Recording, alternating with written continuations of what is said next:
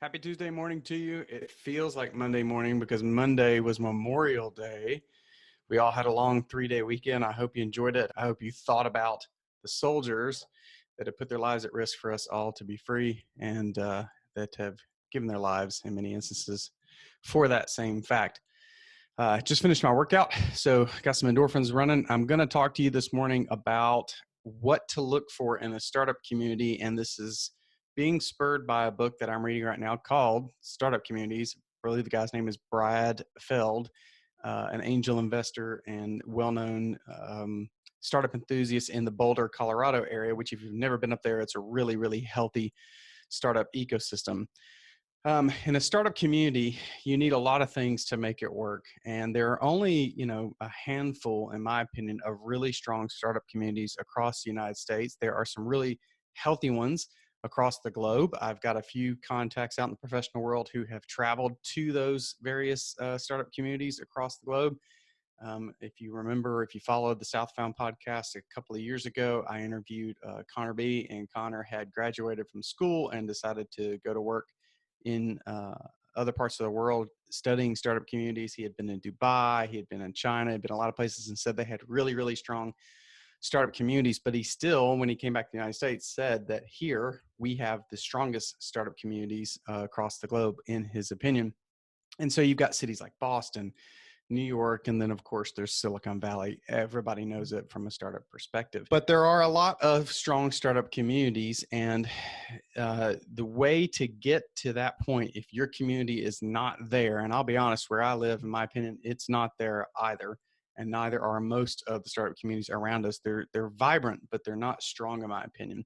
It takes a handful of things to really make a startup community work. And so today I'm going to share with you what some of those are, so that if you're someone that plays in the startup space or is active in your startup community, but you just feel like you're not there, I'm going to give you a couple of things to think about, to work on as a group, so that your community can thrive as a whole and each individual startup can thrive as well. So the first thing that it takes, in my opinion, is enough people, enough activity, enough members that are engaged and actively involved in that startup community. And they don't all have to be entrepreneurs. They can be just professionals who work a day job, who are interested in supporting startups, or who are interested in maybe having a startup of their own. So they get involved and they want to learn. But it's not a lot of fun to be trying to grow a business or grow a community when you've just got, 10 or 20 people who are really active and the rest just aren't doing anything. So you really need enough activity to kind of create that momentum, create that buzz, create that synergy, and push things along. The other thing that you need is entrepreneurs that understand high growth startups. Now, listen, it's okay if your community is not focused on what I would term a high growth startup, right? So typically tech startups that are going to grow, do that traditional hockey stick and take off. It's okay if your community doesn't understand those types of startups. If your community just understands entrepreneurship and creating businesses, traditional businesses, and that's the best you can do is support that, that's wonderful. But if you want a true startup community, you need to understand how high growth startups work. And the reason is because them being high growth feeds into other areas. You get returns on capital, more investors come, they show up, more exits occur, so you're getting more successes and things like that. So entrepreneurs that actually understand high growth startups is a really key factor in a really strong startup community. Brad Feld, I hope it's Brad, it may be Brian, but I think it's Brad Feld. Brad Feld in his book says that you need entrepreneurs that understand high growth startups that are leading the startup communities. And I'm not going to cover that. I'm a little torn about that, but I do think he makes a good point, though. One point of Brad's that I do agree with is that you need publicly funded government entities, organizations that understand their role. And I think that's where Knoxville and some of the other areas near me are struggling. We've got a lot of publicly funded government organizations that are very actively involved in the startup community, and that's a wonderful thing.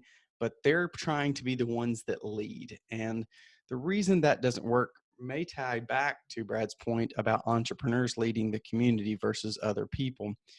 When you have these government agencies, these publicly funded agencies that are trying to lead, many times they're just not led by an entrepreneur in the first place. They're maybe led by a brilliant professional who's got a great education and been extremely successful. That's all well and good. But what you don't have is someone who understands entrepreneurship and understands startups trying to insert themselves and sort of guide things. And here we kind of have that. If I look at some of the organizations we have, they're brilliant people, but they're in these organizations because maybe as an entrepreneur, they're not willing to take that risk, right? So you need those entrepreneurs leading the communities, and you need, so I guess I'm backtracking on my statement. I guess I do agree with Brad about this point. You need entrepreneurs that are leading the community, and you need publicly funded government agencies and things like that that understand their place, that aren't overstepping their bounds, that they understand their job is to support the community, not lead it. You need entrepreneurs leading it. Of course, you always need access to capital, or not really. So here's what I mean by that. I've always been one of those people that's been on the bandwagon that said for a community to thrive, you need plenty of access to capital so that the startups that are there can get that capital. Well, we're in a global economy these days, and investors are investing from across the globe. It used to be that angel investors tended to focus their investment dollars in their local communities, and some still do that. But when they're looking for the best deal flow, especially if they're very active as an angel investor and they're not just making one or two investments here or there, when they're looking for the best deal flow, they're probably, or no, they are going to focus their attention wherever they can find those deals. So I'm not so sure that access to capital has to be in your city. It needs to be near it so that you can interact with those investors on a regular basis. But access to capital in general can just be all over the place. I mean, you could be anywhere. You can go out to Silicon Valley and raise money. You can go from the southern United States up to New York and raise money. It's happened, and it happens quite a bit. So access to capital is good to have in your local community, but just access in general is what matters. And of course, there's plenty of capital across the United States. The last one I would say for a good, strong, vibrant startup community is you need a commitment.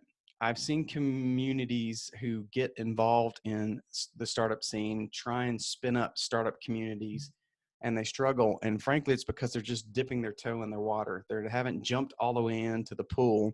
They're just sort of testing the grounds and playing, as I would call it, at startup. So you need commitment. You need organizations, individuals who are committed to doing whatever it takes to making your community known as a startup community, known for the types of startups that it produces, known for the successes that it produces. You need startup founders who are willing to stay in the local community, and that's a challenge because when they don't get some of these things I'm talking about, they move to other places. But you need those entrepreneurs to stick around and then have success out of your hometown, go on to greater things, and then that creates extra momentum. I hope that information helps you. Until I talk to you next time, always please remember to design your life and make your work fit into that design, not the other way around. Have a great day. Take care.